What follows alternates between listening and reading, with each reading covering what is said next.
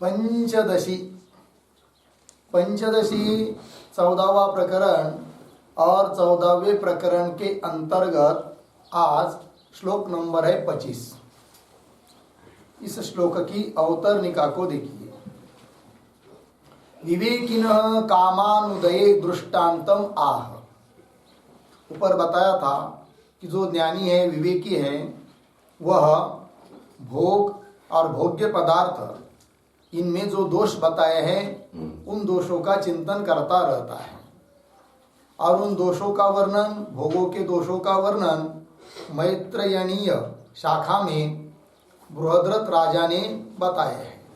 अब कह रहे कि विवेकी पुरुष को काम अर्थात इच्छा क्यों उत्पन्न नहीं होती है, इस बात को दृष्टांत देकर कह रहे हैं। दिह दोषांश्चित्त दोषा भोग्य दोषाननेकशः शुनां वान्ते पायसेनो कामस्तद्वद्विवेकिनः दिह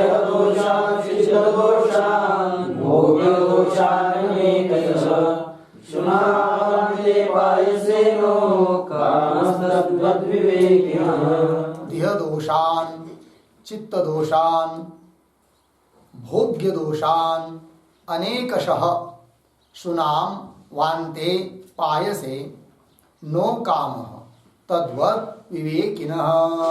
ठीक अन्वय कि दिह दोषान चित्त दोषान अनेकशः भोग्य दोषान नीचे शुनाम वान्ते पायसे कामः नो तद्वत् विवेकिनः। ठीक तो कह रहे देह दोषान, देह के दोष, चित्त के दोष और अनेक प्रकार के भोग्य पदार्थों के दोष। क्या तो ऊपर से लगाना है शेष करके कि बृहद्रथ राजा उक्तवान इत्यर्थ, क्योंकि ऊपर के श्लोक में आया था ना, तो दोषान तान दोषान गाथा भी उदाहरत कथा के द्वारा कहे हैं दोषों को। तो कौन दोषों को कहा है, तो देह दोषों को बताया है, चित्त के दोषों को बताया है और अनेक प्रकार से भोग्य पदार्थ के दोषों को भी उस बृहद्रथ राजा ने बताया है। अब ऐसे दोषों का चिंतन विवेकी करता रहता है, अतः उनको उन भोग्य पदार्थ के बारे में काम उत्पन्न नहीं होता है। जैसे उदाहरण देकर समझा रहे हैं कि शुनाम वान्ते पायसे। शुनाम, शुनाम कुक्कुराणाम सारमेयानाम अर्थात कुत्रे, कुत्रा कुत्ता होता कि नहीं, तो कुत्ता समझ लीजिए उसको खीर पिलाया किसी ने, है कि नहीं। और समझ लीजिए कोई व्यक्ति है जिसको मधुर पदार्थ बहुत प्यारा है, उसमें भी खीर ज्यादा प्यारी है। कोई कोई होता है ना, किसी को रसगुल्ले ज्यादा अच्छे लगते हैं, किसी को जलेबी, किसी को गुलाब जामुन। समझ लीजिए कोई ऐसा व्यक्ति कि जिसको खीर बहुत प्यारी है, कितना भी खीर पिलाया तो भी वो तृप्त नहीं होता है, ऐसा व्यक्ति। और समझ लीजिए कोई कुत्ता है और उसको खीर पिलाया और खीर ज्यादा पिलाने से उस कुत्ते को उल्टी हो गई, वांति उसको कहते हैं। तो उस उल्टी हुई उस पायस के बारे में कितना भी खीर प्यारा व्यक्ति हो तो उसको उस खीर पीने में, कौन सी खीर जो कुत्ते ने उल्टी करके नीचे गिराई है, उस खीर पीने में इच्छा हो सकती है क्या? हाँ क्या नहीं हो सकती? क्या बोल रहे? वमिलिया अन्ना लाड़ न घोटे जेवी रसना का अंगन सुये आलिंगना प्रेताची, ऐसा कहा है ज्ञानेश्वर महाराज ने। ठीक है ना जी। हाँ, तो वमिलिया अन्ना वही दृष्टांत है, उल्टी किए हुआ अन्न उसके प्रति इच्छा नहीं हो सकती है। ठीक है ना। सुनाम मानते पायसे कामनो, काम इच्छा उत्पन्न नहीं होती है। तद्वत उसी प्रकार विवेकी पुरुष को भोग्य पदार्थ के बारे में इच्छा होती नहीं है, ये कहना। आगे, सार्वभौमात् श्रोत्रियस्य आधिक्यम आह। सार्वभौम पीछे क्या बताया था, सार्वभौम राजा और विवेकी ज्ञानी, इन दोनों के लिए तृप्ति क्या बताई थी, समान। अब कह रहे नहीं, समान नहीं है, अपितु सार्वभौम राजा की अपेक्षा श्रोत्रिय अर्थात जो ज्ञानी है उसमें अधिकता है, अधिक श्रेष्ठता है। तो कैसे, इस बात का स्पष्टीकरण कर रहे हैं श्लोक के माध्यम से। तो सार्वभौमात् मतलब नृपात राजा से, श्रोत्रियस्य ज्ञानिनः आधिक्यम आह, अधिकता विशेषता को बता रहे हैं। निष्कामत्वे समेप्यत्र राज्ञः साधन संचये दुःखमासीत् भाविनाशा गतिभिरनुवर्तते।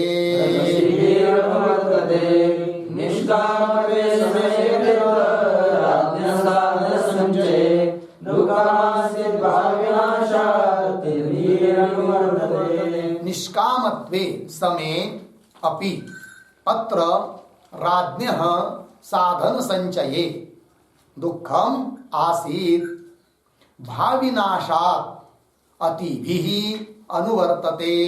अन्वय सरल है, अर्थ को देखिए। निष्कामत्वे समे अपि, निष्कामता दोनों में समान होने पर भी, किन दोनों में, राजा और ज्ञानी। तो निष्कामत्वे समे अपि अत्र राज्ञः साधन संचये दुःखम आसीत्, राजा को साधन संचय, संचय मतलब जुटाने में, साधनों को जुड़ाने में बहुत दुख होता है।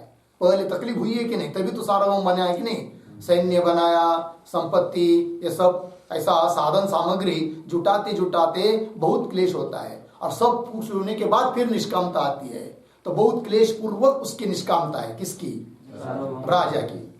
तो राज्ञ साधन संचय दुःखम आसीत्, दुख था, और भी दुख कौन सा, सब जुटने पर भी, निष्कामता होने पर भी, भावी नाशत, न जाने कल भावी भविष्य में कहीं नाश न हो जाए, कोई बड़ा राजा आक्रमण करके हमारा राज्य छीन न ले, तो दुख होता है।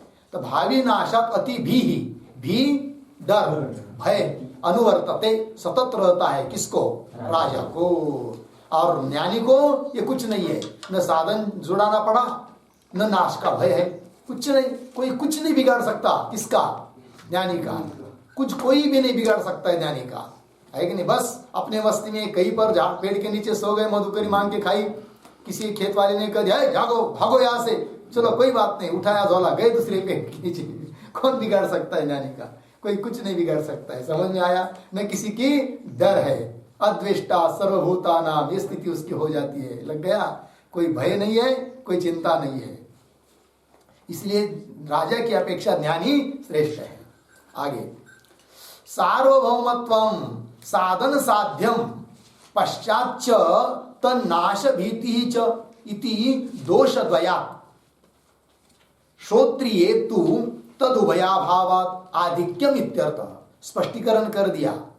ये इसकी टीका समझ लीजिए 26 नंबर के श्लोक की ऊपर है, उन्होंने 26 कर दिया ना, इतर चाहिए था।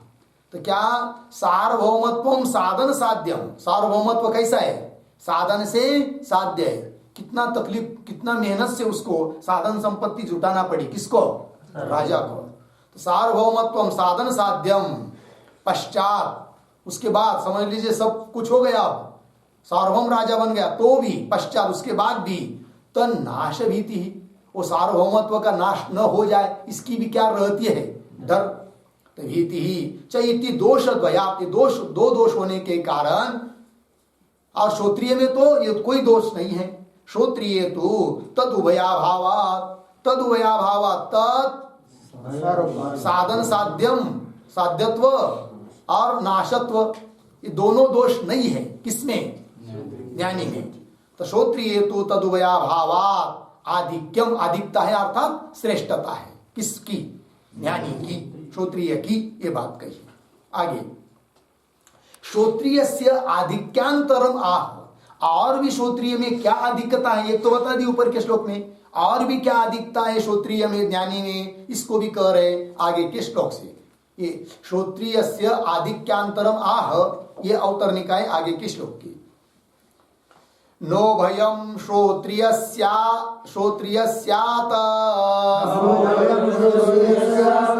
तदानंदोधिकोऽन्यतः गंधर्वानंद आशास्ति राज्ञो नास्ति विवेकिनः।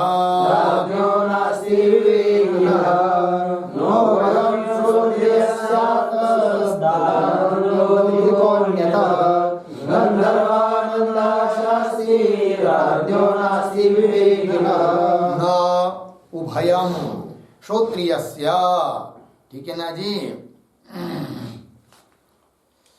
न उभयम श्रोत्रियस्य अतः तत् आनंदः अधिकः अन्यतः गंधर्वानंदे आशा अस्ति राज्ञः नास्ति विवेकिनः।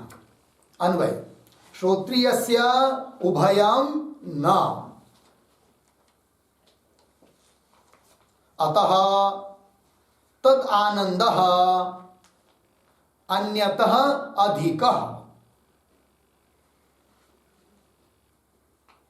नीचे राज्ञः गंधर्वानंदे आशा अस्ति विवेकिनः नास्ति। ठीक है, ऊपर का जो बताया ना वो ऐसा भी हो सकता है क्या, श्रोत्रिय से आधिक्यांतरम, ये किसकी अवतरणिका, इस श्लोक के उत्तरार्ध की, किसकी, गंधर्वानंदे आशास्ति, इसकी।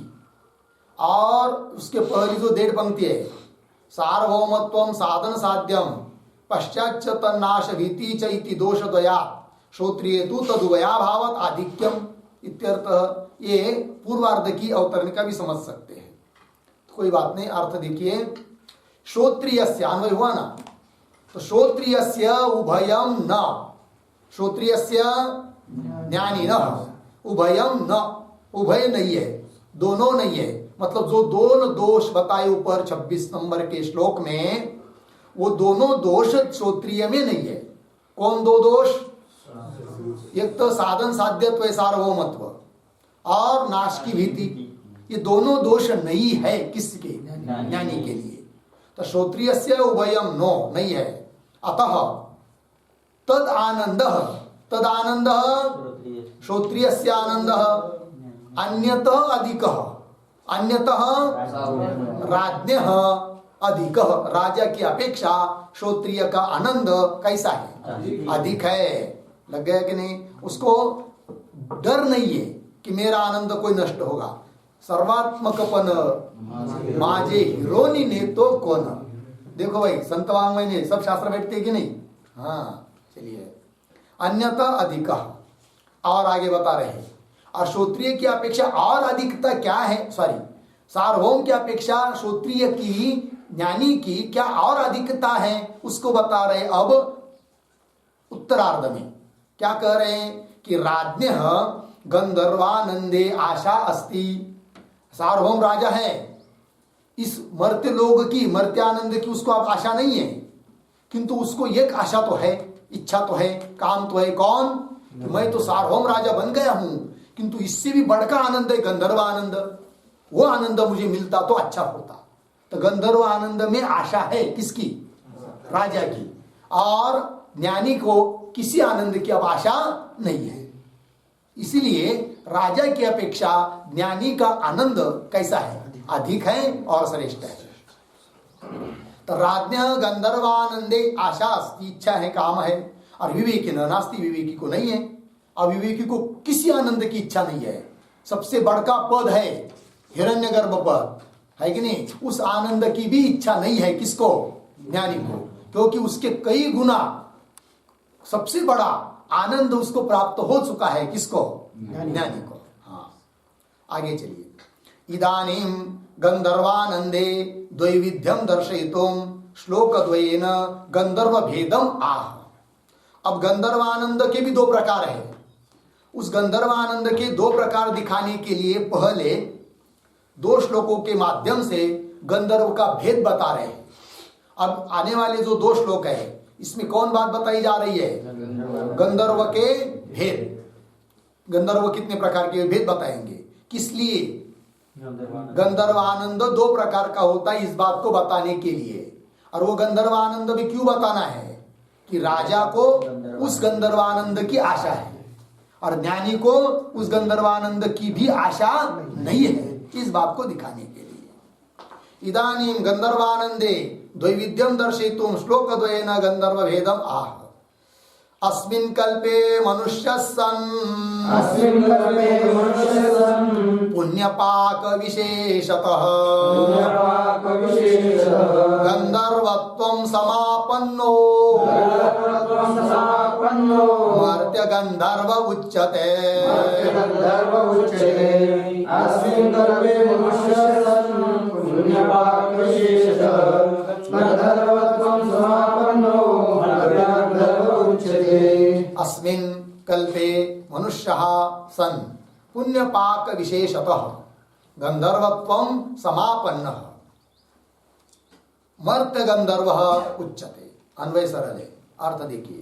अस्मिन् कल्पे, इस कल्प में, मनुष्य सन, पहले मनुष्य बना और मनुष्य होता हुआ उसने क्या किया? बहुत पुण्य संपादन किया और उस पुण्य का जब परिपाक हुआ अर्थात वो पुण्य जब फल देने के लिए सन्मुख हुआ तो पुण्य पाक विशेषतः, उस पुण्य पाक के विशेषता से बल पर गंधर्वत्वं समापन्न, गंधर्व भाव को प्राप्त हुआ। मनुष्य पहले इस कल्प में, इसी कल्प में मनुष्य हुआ था किंतु बहुत पुण्य किया है कि नहीं, और बहुत पुण्य हुआ। जब वह पुण्य फल देने के सन्मुख हुआ तब वही मनुष्य मरने के बाद फिर गंधर्व बना। तो वो जो गंधर्व है कि नहीं, तो उस गंधर्व को कहते मर्त्य गंधर्व। उसका नाम क्या है? मर्त्य गंधर्व। मनुष्य हो पहले था, अब गंधर्व बन गया। तो गंधर्वत्वं समापन्न, गंधर्व भाव को प्राप्त हुआ, उसको कहते मर्त्य गंधर्व उच्चते। मर्त्य गंधर्व बोलते क्यों? दूसरा उसको नाम है मनुष्य गंधर्व। क्या कहेंगे उसको? मनुष्य गंधर्व, मर्त्य गंधर्व, ये गंधर्व हुआ। ठीक है, आगे। अब दूसरे आगे का श्लोक। पूर्व कल्पे कृतात् पुण्यात् कल्पादावेव चेत् भवेत् गंधर्वत्वं तादृशोऽत्र देव गंधर्व उच्यते। पूर्वकल्पे कृतात् पुण्यात् कल्पादावेव चेत् भवेत् गंधर्वत्वं तादृशोऽत्र देव गंधर्व उच्यते। पूर्वकल्पे कृतात् पुण्यात् कल्पादौ एव चेत् भवेत् गंधर्वत्वं तादृशः अत्र देव गंधर्वः उच्यते। अन्वय। पूर्वकल्पे कृतात् पुण्यात् कल्पादौ एव गंधर्वत्वं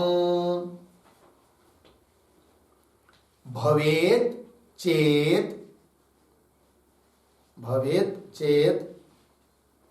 तादृशः अत्र देवगंधर्वः उच्यते। ठीक है, चलिए अर्थ। पूर्वकल्पे कृतात् पुण्यात्। अब ये कल्प शुरू होने के पहले, इसके पहले भी कल्प था कि नहीं? तो पिछले के कल्प में बहुत पुण्य किया, फिर महाप्रलय हुआ, फिर नया कल्प चालू हुआ। अब ये जो नया कल्प चालू हुआ, समझ लीजिए इस कल्प में अब मनुष्य नहीं बना। वो कल्प शुरू होते ही, शुरू में ही, कल्प आदौ, कल्प के आरंभ में ही, वर्तमान कल्प के आरंभ में ही क्या हुआ? गंधर्वत्वं भवेत् चेत्, यदि गंधर्व भाव को प्राप्त होता है तो उस गंधर्व को बोलते हैं देव गंधर्व। तादृश अत्र देव गंधर्व उच्यते। उसका नाम है क्या? देव गंधर्व। तो कितने हुए गंधर्व? दो। कौन कौन? मर्त्य गंधर्व, देव गंधर्व। दोनों का फर्क समझ में आया? मर्त्य गंधर्व की क्या विशेषता है कि इसी कल्प में ही पहले मनुष्य था, बहुत पुण्य किया, फिर मरने के बाद गंधर्व भाव को प्राप्त हुआ, वो हुआ मर्त्य गंधर्व, मनुष्य गंधर्व। और देव गंधर्व का मतलब पिछले कल्प में बहुत पुण्य किया, और जब ये नया कल्प शुरू हुआ, इस कल्प के आरंभ में ही मनुष्य नहीं बना, डायरेक्ट गंधर्व भाव को प्राप्त हुआ, उसका नाम है क्या? देव गंधर्व। मनुष्य गंधर्व की अपेक्षा देव गंधर्व श्रेष्ठ है। ठीक है जी। तो देव गंधर्व उच्चते। आगे चलिए।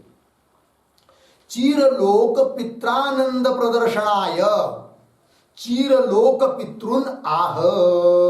ठीक है। तो चीरलोक पित्रानंद मतलब चीर काल से जो पितृलोक है और पितृलोकों का जो आनंद है, उस आनंदों को दिखाने के लिए, पितृलोकों का आनंद दिखाने के लिए प्रदर्शनाय चीरलोक पितृन आह। तो पहले चीरलोक, चीरलोक का मतलब होता है चीरलोक के पितर। चीरलोक मतलब दीर्घ काल तक रहने वाले, उस लोक में रहने वाले, उसको कहते हैं चीरलोक। और उस चीरलोक में दीर्घ काल तक ऐसा जो लोग हैं रहने, उसमें रहने वाले जो लोग हैं, तो वो जो पितर लोग हैं उसको आप बता रहे हैं।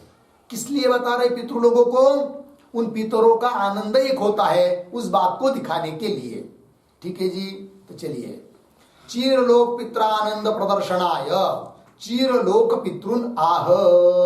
चीरलोक में रहने वाले जो पितर लोग, उनको कह रहे, उनको बता रहे हैं।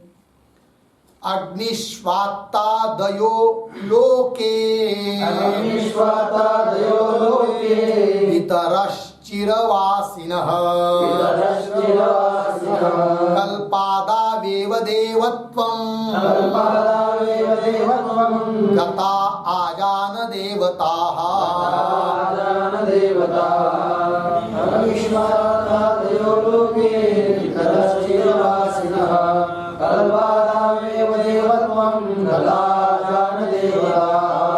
अग्निश्वात्तादयः लोके पितरः चिरवासिनः कल्पादौ एव देवत्वं गताः आजान देवाः।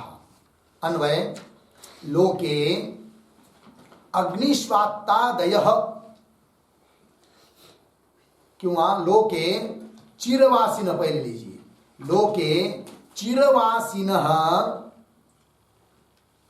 अग्निश्वात्तादयः पितरः। ठीक। आगे, कल्पादौ एव देवत्वं गताः आजान देवताः। ठीक है। देखो भाई,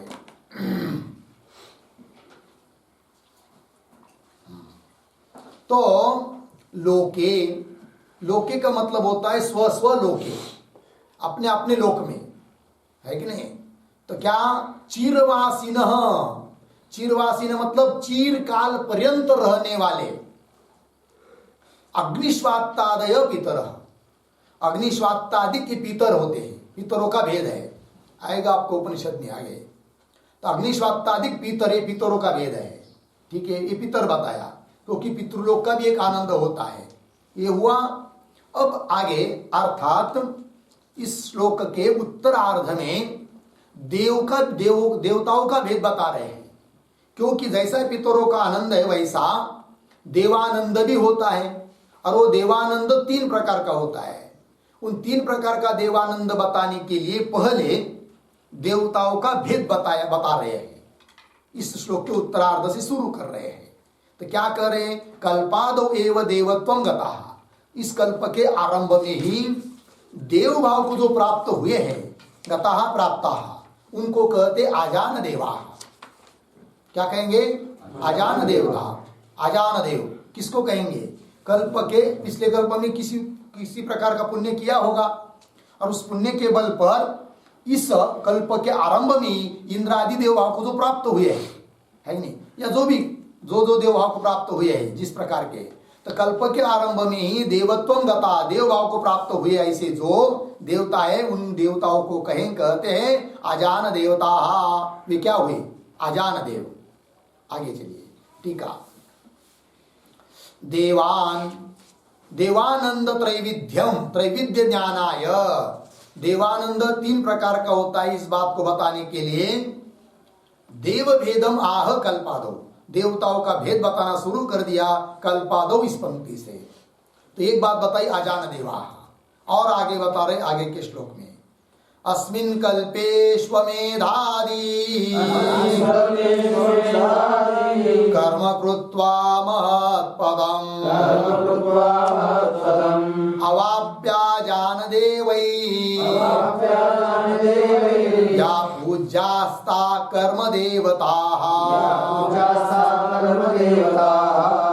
अस्मिन् कल्पेष्वमेधादि कर्म कृत्वा महत्पदम्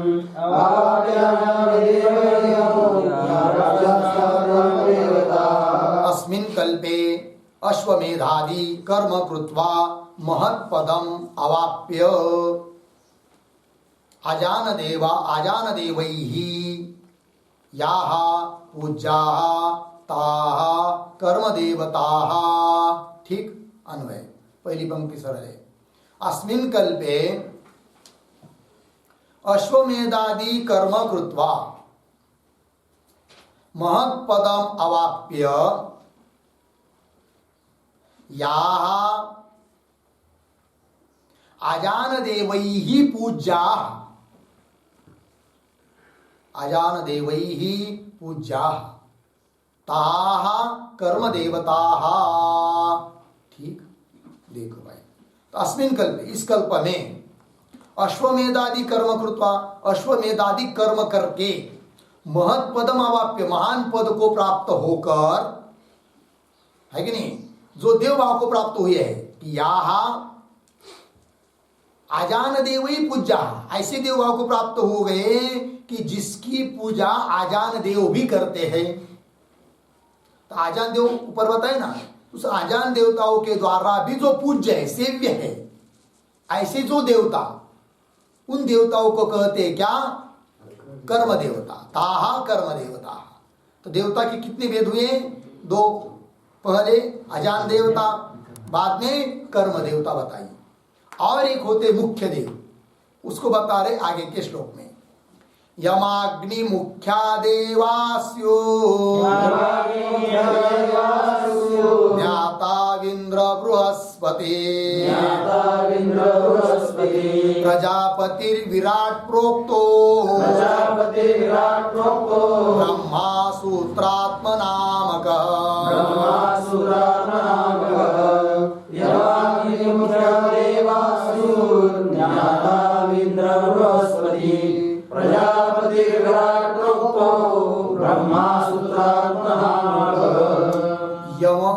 यमाग्नि मुख्याः देवाः स्युः ज्ञातौ इंद्र बृहस्पति प्रजापतिः विराट प्रोक्तः ब्रह्मा सूत्रात्मनामकः।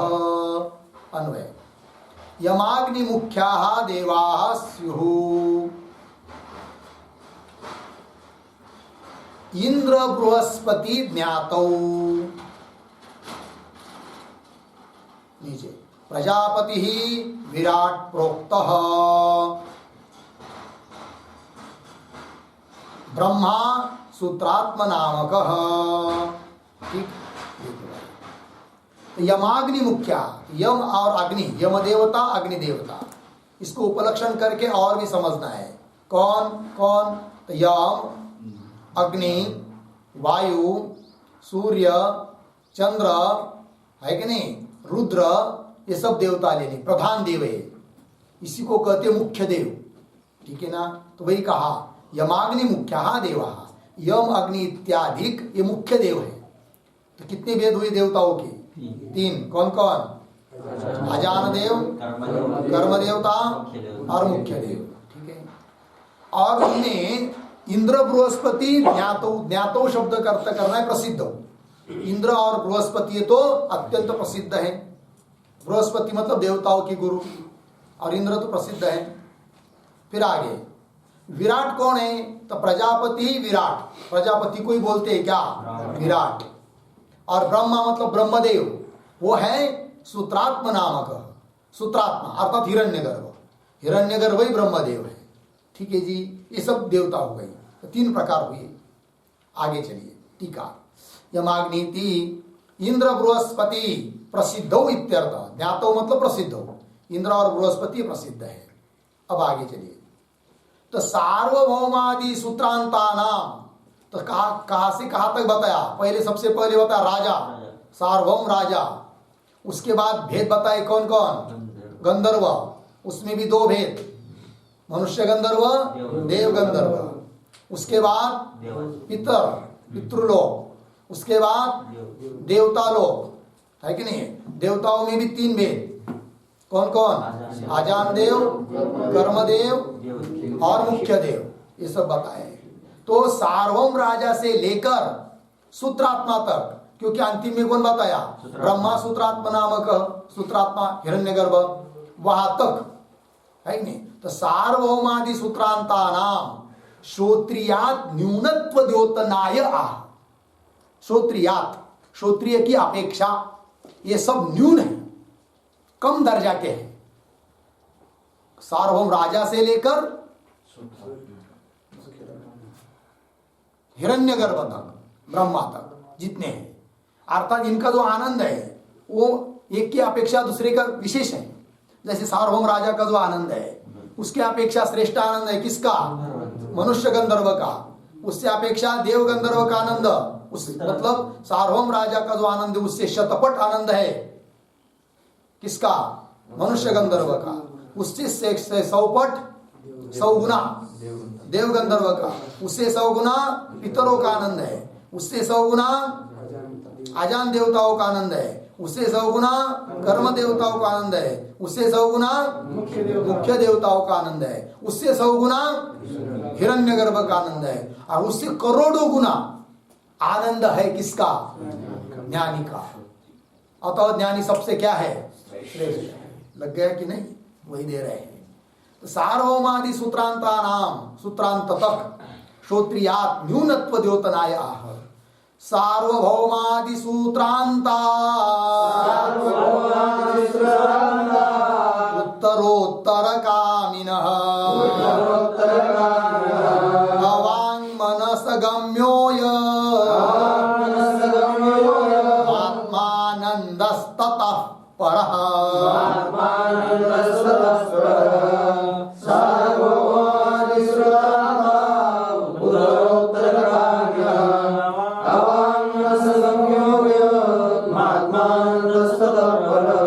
सार्वभौमादि सूत्रांताः उत्तरोत्तर कामिनः अवांग मनस गम्यः अयम आत्मानंदः ततः परः। ठीक है, अन्वय सरल।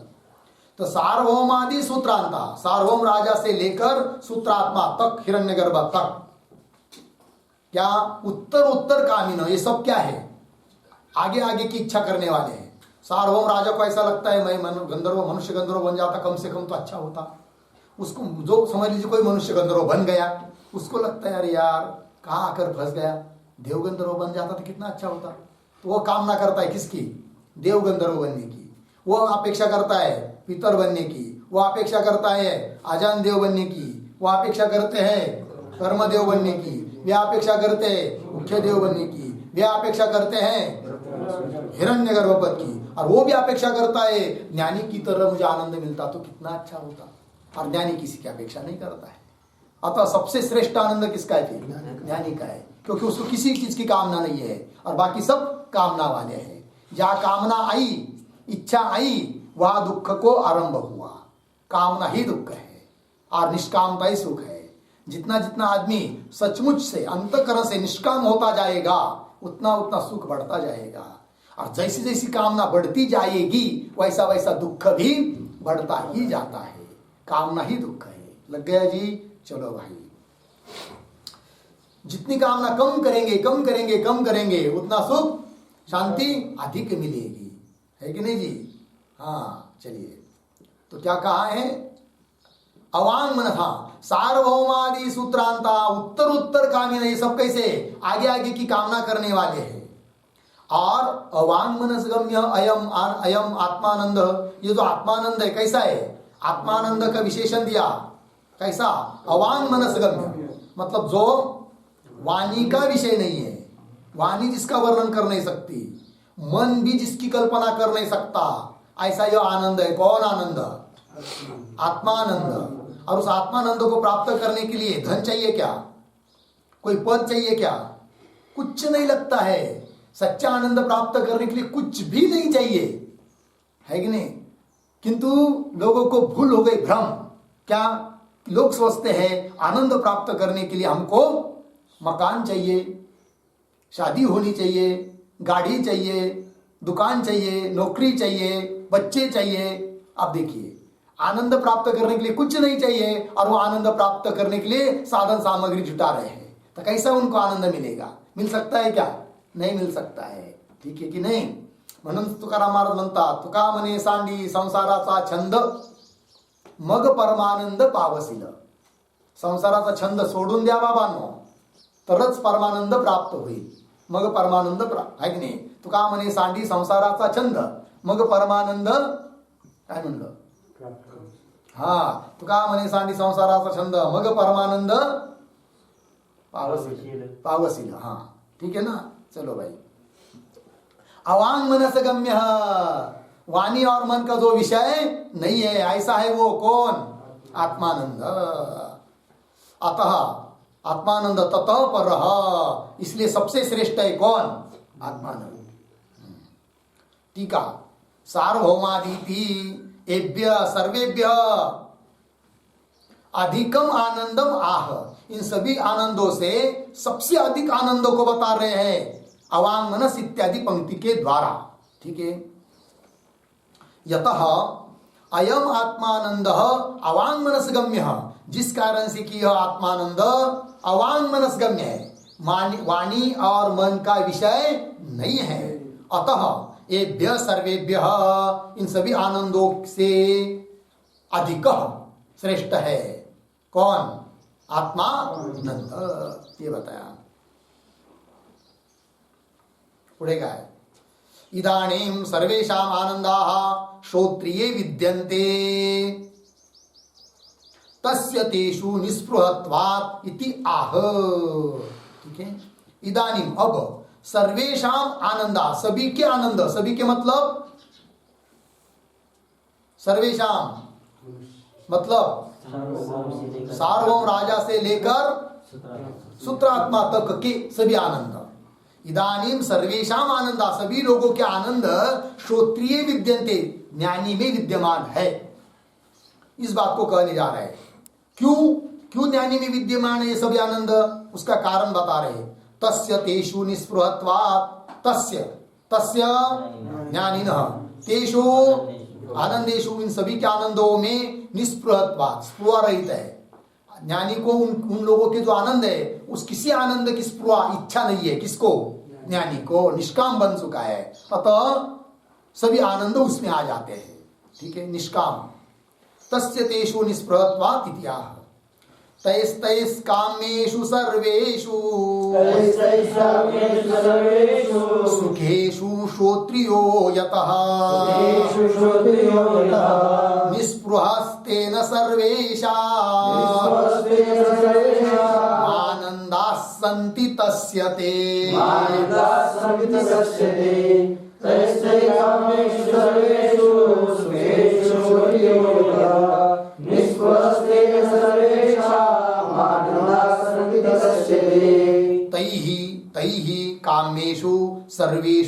सुखेषु श्रोत्रियः यतः निस्पृहः तेन सर्वेषाम् आनन्दाः सन्ति तस्य ते. अन्वय, पहली पंक्ति सरल है. तैहि कामेषु सर्वेषु सुखेषु श्रोत्रियः यतः निस्पृहः तेन सर्वेषाम्, अंतिम में ते आनंदाः तस्य सन्ति. ठीक है? देखो भाई अर्थ. तैहि कामेषु, तैहि सार्वभौमादि राजाओं के द्वारा जिन जिन की कामना की जा रही है उन उन काम्य पदार्थों के बारे में, तई काम्येषु सर्वेषु सुखेषु, कामना का विषय भूत जो सभी सुख, उन सभी सुखों के बारे में श्रोत्रिय ज्ञानी यतः निस्पृह, जिस कारण से निस्पृह है, किसी सुख की वो कामना नहीं कर रहा है, निस्पृह स्पुरा रहित है, इच्छा रहित है, तेन इसी के कारण से सर्वेशाम ते आनंद, सभी के वे आनंद तस्य संति ज्ञानिनः संति, ज्ञानिनः संति मतलब ज्ञानी के अनुभव के विषय है, अर्थात ज्ञानी उस सुख का अनुभव कर रहा है। लग गया अर्थ? चलिए आगे।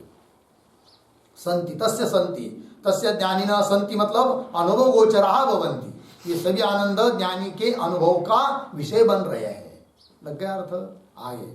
उपपादितम अर्थम उपसंवरति, अब तक प्रतिपादन किया हुआ जो अर्थ है, उपादित अर्थ उसका उपसंहार कर रहे हैं। कौन सा अर्थ उपादन किया अभी तक? कामाप्ति। विद्यानंद के 4 भेद बताए थे। कौन कौन? दुखाभाव, कामाप्ति, कृतकृत्यता, प्राप्त प्राप्यता। तो उसमें से पहला तो दुखाभाव बता चुके हैं, फिर कामाप्ति बताना शुरू किया था, उसका अब उपसंहार कर रहे हैं। सर्व कामाप्तिरेषोक्ता यद्वा साक्षी चिदात्मना स्वदेहवत् सर्वदेहेष्व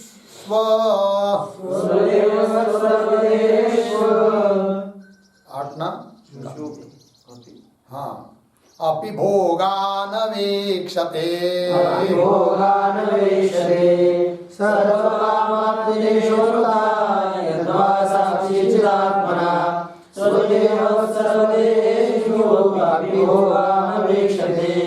सर्व कामाप्ति एषा उक्ता यद्वा साक्षी चिदात्मना स्वदेहवत् सर्वदेहेषु अपि भोगान अवेक्षते।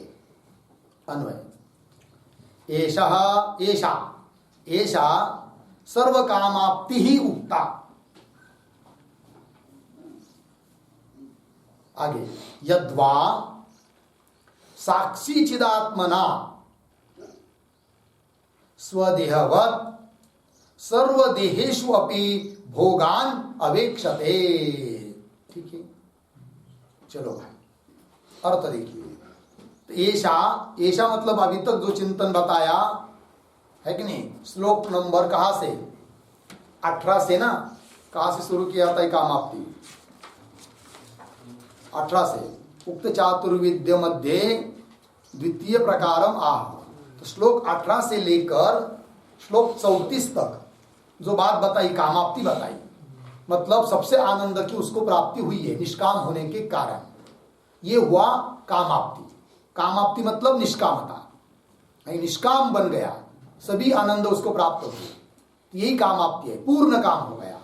एक अर्थ बताया कामाप्ति शब्द का। तो ऐसा कामाप्ति उक्ता। अब दूसरा अर्थ कर रहे कामाप्ति का। क्या अर्थ कर रहे हैं? कि यद्वा साक्षी चिदात्मना स्वदेहवत् सर्वदेहेषु अपि भोगान अवेक्षते। अर्थ कैसा देखो भाई, जैसे हम लोग कोई भोग भोगते हैं और उसका प्रकाशक है साक्षी, तो ज्ञानी क्या देखता है? तो ये तो भोग भोगा जा रहा है शरीर के द्वारा, इंद्रियों के द्वारा, मैं थोड़ी भोग रहा हूं, न मैं भोगता हूं, मैं केवल दृष्टा हूं, साक्षी हूं, ऐसा ज्ञानी सोचता है। तो जैसे अपने देह में ज्ञानी दृष्टा रूप से स्थित है, उसी प्रकार ज्ञानी का निश्चय हो चुका है कि दृष्टा स्वरूप जो साक्षी चैतन्य आत्मा, मैं तो परिचिन्न थोड़ी हूं, तो व्यापक हूं, एक ही एक हूं, अखंड एक रस हूं, दो है नहीं। तो सभी की शरीरों का दृष्टा साक्षी मैं हूं। तो जितने भी सार्वभौम राजा से लेकर हिरण्यगर्भ तक जितने भी जीव जंतु है और जिन जिन भोगों का भोग भोग रहे हैं, आनंद ले रहे हैं, उन सबका दृष्टा मैं हूं, सबका साक्षी मैं हूं। अब सबका साक्षी मैं हूं, मैं ही सबका दृष्टा हूं, तो और दूसरा मैं कौन भोगने वाला हूं, है कि नहीं? तो मैं ही सबका दृष्टा हूं, इस स्थिति को प्राप्त होना, ये हुई कामाप्ति। ये दूसरा कामाप्ति का अर्थ हुआ। तो क्या कर रहे हैं? यद्वा साक्षी चिदात्मना, साक्षी जो चैतन्य रूप आत्मा, उसके माध्यम से स्वदेहवत, अपने देह में वह जैसा साक्षी करके देख रहा है, उसी प्रकार सभी के शरीरों में साक्षी बनकर सबका अनुभव कर रहा है। यही उसकी सर्वकामाप्ति है कि नहीं? वो सोचता नहीं है क्या, देखो उसको तो अच्छा अच्छा गुलाब जामुन खाने को मिल रहे, मेरे को नहीं मिल रहा, ऐसा नहीं सोचता है ज्ञानी। वो ये सोचता है क्या, तो उसके शरीर के माध्यम से खाने वाला तो मैं ही तो हूं, मेरे से अलावा थोड़ी है कि नहीं? तो सब जगह मैं ही विद्यमान हूं, अब मैं किसकी कामना करूं, क्योंकि सब मुझे प्राप्त ही है। ये हुई सर्वकामाप्ति। लग गया अर्थ? क्या हुआ? तो साक्षी यद्वा साक्षी चिदात्मना स्वदेहवत, अपने देह की तरह, सर्वदेहेष्वपि, सभी देहों में भी जितने भोग हो रहे उन सभी भोगान अवेक्षते, अवेक्षते मतलब इस रूप से सभी भोगों को भोग रहा है। यही उसकी क्या है? कामाप्ति है। एक दूसरा अर्थ बताया। टीका को देखिए, सर्वेति इदानीम पक्षांतरम आह, मतलब कामाप्ति शब्द का अर्थ जो अभी तक बताया 18 से लेकर 34 तक, अब अन्य रीति से बता रहे कामाप्ति शब्द का अर्थ, यद्वा इत्यादि पंक्ति से। इदानीम पक्षांतरम आह यद्वा इति, उसका स्पष्टीकरण कर रहे। यथा स्वदेहे आनंदा, स्वदेहे आनंदाकार बुद्धि साक्षित्वेन आनंदित्वम इतरेष्वपि देहेषु तद्वत् इत्यर्थ, इसका स्पष्टीकरण कर दिया यद्वा इत्यादि का अंतिम 3 पादों का।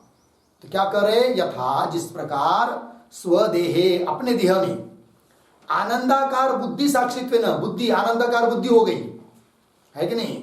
आनंदाकार बुद्धि का कौन है? मैं साक्षी हूं। जैसे आनंदाकार बुद्धि का साक्षीमय होने से साक्षित्वेन आनंदित्व, मैं आनंद स्वरूप हूं। उसी प्रकार इतरेष्वपि देहेषु, सभी देहों में है कि नहीं, सभी देहों में विद्यमान जो आनंदाकार बुद्धि है, उन सबका भी साक्षी कौन है? मैं ही हूं। और सबका साक्षीमय होने से मैं आनंद स्वरूप हूं। यही आनंद रूपता ही उसकी कामाप्ति है। इतरेष्वपि देहेषु तद्वत् इत्यर्थः। लग गया अर्थ? ये दूसरा अर्थ बताया भाई कामाप्ति शब्द का। ठीक है। अब इस पर पूर्व पक्षी शंका कर रहा है। ठीक है, तो क्या शंका कर रहा है? तो देखिए भाई, ननु उक्त प्रकारेण अज्ञस्य अपि सर्वानंद प्राप्ति अस्ति इति आशंक्य। पूर्व पक्षी शंका कर रहा है, ननु से लेकर आशंक्य तक। वो कह रहा है कि अभी जो आपने द्वितीय प्रकार बताया कामाप्ति का, है कि नहीं, ननु उक्त प्रकारेण अज्ञस्य अपि, तो अज्ञानी भी क्या सर्वानंद को प्राप्त हो जाएगा? उसको भी सर्वानंद है, उसको भी कामाप्ति बोलना चाहिए। फिर बोलेंगे क्यों? तो जैसे ज्ञानी के दिए आपने क्या कहा कामाप्ति शब्द का दूसरा अर्थ, कि जैसे स्वदेह का वो साक्षी है, वैसे सभी देहों का वो क्या है? साक्षी है।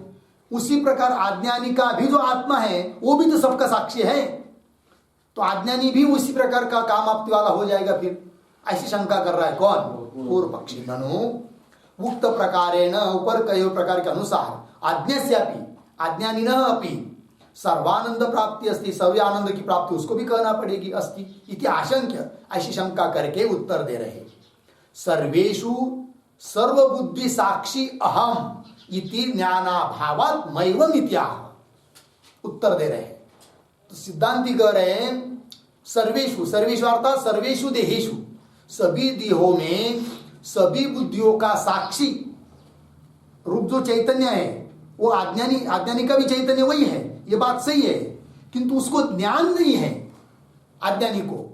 कौन सा?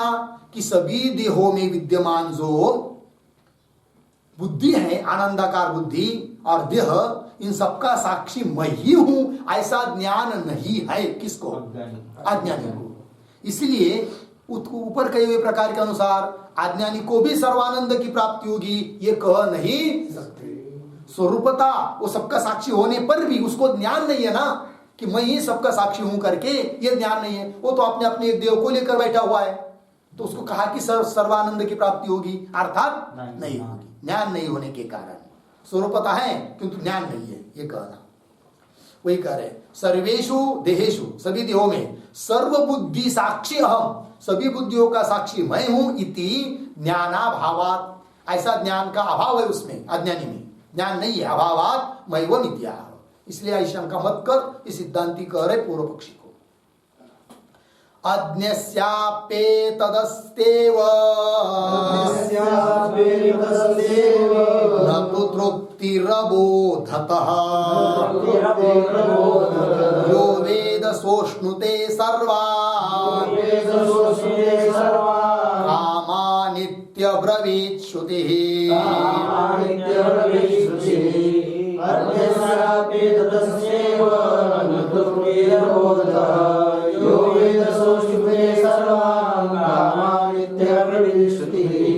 हाँ, अज्ञस्य अपि एतत् अस्ति एव न तु तृप्ति अबोधतः यह वेद स अश्नुते सर्वान् कामान् इति अब्रवीत् श्रुति।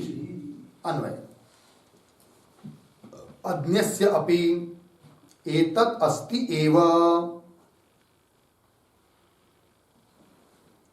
अबोधतः तृप्ति तु न, अबोधतः तृप्ति तु न। नीचे यह वेद सह सर्वान् कामान् अश्नुते, सर्वान् कामान् अश्नुते इति श्रुति ही अब्रवीत्, इति श्रुति ही अब्रवीत्। ठीक है, अर्थ देखिए भाई। अज्ञस्य अपि एतत् अस्ति एव, अज्ञस्य अज्ञानी, अज्ञानी के लिए भी एतत्, एतत् अस्ति एव, एतत् मतलब सबका साक्षी रूप वो भी है, सबका साक्षी रूप वो भी है स्वरूपतः, है कि नहीं। एतत् मतलब साक्षी रूपत्व। तो अज्ञस्य अपि एतत् अस्ति एव किंतु अबोधत तृप्ति तु न, अबोधत मतलब मैं सबका साक्षी हूं, इस प्रकार का बोध उसको नहीं है। किसको? अज्ञानी को। इसलिए उसको तृप्ति नहीं होती है, तृप्ति तु न, उसके जैसा आनंद, ज्ञानी के जैसा आनंद उसको नहीं मिलता है। अबोधत तृप्ति तु न, क्यों? श्रुति भी वैसा बता रही है। क्या? यह वेद सह सर्वान् कामान् अश्नुते, जो जानता है कि सबका साक्षी मैं हूं, वही सभी कामों को अश्नुते उपभोक्ता है, ये श्रुति बताया। इति सर्वान् कामान् अश्नुते इति श्रुति अब्रवीत्, ऐसा श्रुति भी बोलती है। हो गया जी। आगे टीका। उक्तार्थे तैत्तरीय श्रुतिं प्रमाणयति। उक्तार्थे, उक्तार्थे मतलब श्लोक नंबर 35 में कहा हुआ जो अर्थ है कि नहीं, उस अर्थ में श्रुति भी प्रमाण दे रहे हैं। कहा था ना श्लोक 35 में अंतिम के 3 पादों से, यद्वा साक्षिचिदात्मना स्वदेवत् सर्वदेषु अपि भोगान अवेक्षते, इस बात को श्रुति बता रही है, श्रुति से प्रमाणित कर रहे उस अर्थ को। उक्तार्थे तैत्तरीय श्रुतिं प्रमाणयति यो वेद इति, है नहीं। तो कह रहे गुहायाम निहितम ब्रह्म यो वेद स अश्नुते इति योजना, योजना अन्वय। तो ऊपर से लगाना है गुहायाम, गुहायाम निहितम, गुहा मतलब गुफा, गुफा मतलब क्या कहते इसको, गुहा को हिंदी में क्या है? गुहा है ना, गुफाएं, ठीक है ना। तो कौन गुफा है? पंचकोशात्मक गुहा, गुंफा, ठीक है ना। तो पंचकोशात्मक गुहा में निहित अर्थात स्थित जो ब्रह्म, प्रत्येक अभिन्न ब्रह्म परमात्मा, यो वेद, उस ब्रह्म को जो जानता है, स अश्नुते, स अश्नुते मतलब वह सभी कामों को भोगता है, ऐसा श्रुति भी बताती है। लग गया। तो कामाप्ति के 2 अर्थ हुए। अब कामाप्ति का और भी एक अर्थ है, उस अर्थ को बता रहे तृतीय अर्थ। इदानीम तृतीय प्रकारम आह, कामाप्ति विषय तीसरा अर्थ जो है उसको भी बता रहे हैं ग्रंथकार। क्या है वो? तो देखिए, यद्वा सर्वात्मतां स्वस्य साम्ना गायति सर्वदा अहमन्न चेति सामह्यदीयते यद्वा सर्वदा स्वस्य सामनागायति सर्वदा रामन्नं तदान्नाद चेति सामह्यदीयते यद्वा सर्वात्मतां स्वस्य सामना गायति सर्वदा अहम अन्नम तथा अन्नादः च इति साम ही अधीयते। अन्वय यद्वा स्वस्य सर्वात्मतां सामना सर्वदा गायति,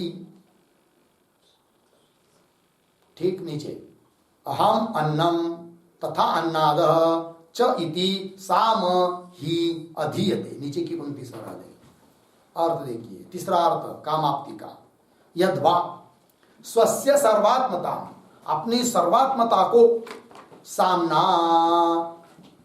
सर्वदा गायति, सामना मतलब सामवेद के माध्यम से सर्वदा गायति, गायति मतलब ज्ञानी, गायति ज्ञानी गायन करता है, चिंतन करता है सामवेद के माध्यम से। किस बात का? स्वस्य सर्वात्मता, सर्वात्मा मैं ही हूं इस बात का।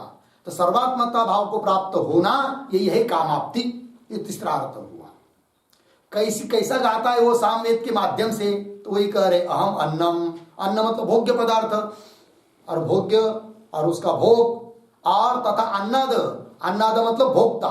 तो भोग्य, भोग, भोक्ता ये सब कुछ मैं हूं, मेरे अलावा और कुछ नहीं। सर्वम खर्विदम ब्रह्म, इस प्रकार से अहम अन्नम तथा अन्नादः, अन्न को खाने वाला भोक्ता भी मैं हूं, अन्न भी मैं हूं, भोग भी मैं हूं, भोग्य भोग भोक्ता सब मैं हूं। चैति साम ही अधीयते, अधीयते अर्थात कथयति, ऐसा साम बोलता है, सामवेद कहता है। ठीक है। यद्वा इति इमान लोकान कामान निष्काम रूपी अनुचरण इत्यादिना इत्यर्थः। तो ये कई का पंक्ति दी है। तो ईमान लोकान, इस सभी लोगों को और कामों को निष्काम रूपी, निष्काम रूपी मतलब निष्काम स्वरूप, साक्षी रूप ज्ञानी क्या करता है? स्वर्ग आदि सभी लोग और उन लोग में रहने वाले सभी काम अर्थात भोग, ईमान लोकान कामान, उन सबको भी अनुचरण, अनुचरण अर्थात भोगता है, उसका भाव क्या अनुभव करता है, ये उसकी सर्वात्मता है, यही उसकी क्या है? कामाप्ति है, पूर्ण कामता है। ये बात कह दी तो क्या लगा? निष्काम, निष्काम रूपी अर्थात निष्काम रूपी अर्थात साक्षी रूप जो ज्ञानी है वह ईमान लोकान कामान अनुचरण, इन सभी लोगों को, स्वर्ग आदि लोगों को और उन लोगों में विद्यमान जो कामनाएं, काम है, भोग्य है, भोग पदार्थ है, उन सबको अनुचरण अनुभव करता है, भोगता है, ये उसकी सर्वात्मता है। ठीक। आगे अतीत ग्रंथे न सिद्धम अर्थम संक्षिप्य आह। अतीत ग्रंथ, अतीत ग्रंथ मतलब श्लोक नंबर 3 से लेकर श्लोक नंबर 37 तक, इतने ग्रंथ भाग से जो अर्थ सिद्ध हुआ उसको संक्षेप में कह रहे हैं। अतीत ग्रंथे न सिद्धम अर्थम संक्षिप्य आह, थोड़े में बता रहे हैं। दुःखाभावश्च कामाप्ति गुणेहेवं निरूपिते कृतकृत्यत्वमन्यच्च प्राप्तप्राप्यत्वमीक्षता।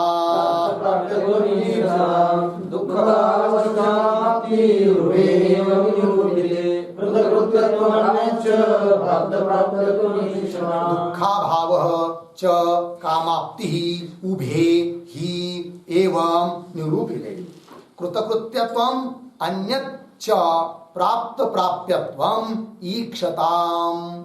अन्वय एवं दुःखाभावः च कामाप्तिः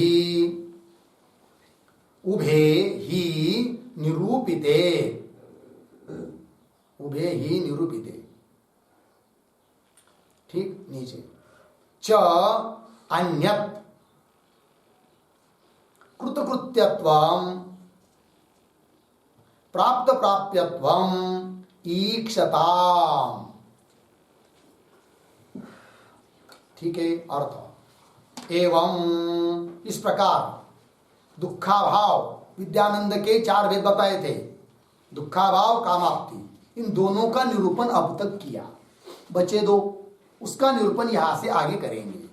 तो कर एवं दुखाभाव च कामाप्ति उभे ही निरूपिते, दोनों का निरूपण किया। इसके बाद आगे क्या, च अन्यत कृतकृत्यत्व, बचे हुए दो, कृतकृत्यत्व और प्राप्त प्राप्यत्व ईक्षताम, उसका वीक्षण करेंगे, अवलोकन करेंगे, सिंहावलोकन करेंगे। क्योंकि यह कृतकृत्यत्व और प्राप्त प्राप्यत्व तृप्ति दीप में बताया है, उसी का पुनः अनुसंधान अब करना है, ये कह रहे हैं। ठीक है, ये हुआ श्लोक नंबर 38। अब आगे वाला विचार हम लोग कल करेंगे। ओम पूर्णमदः पूर्णमिदं पूर्णात् पूर्णमुदच्यते पूर्णस्य पूर्णमादाय पूर्णमेवावशिष्यते। ओम शांति शांति शांति।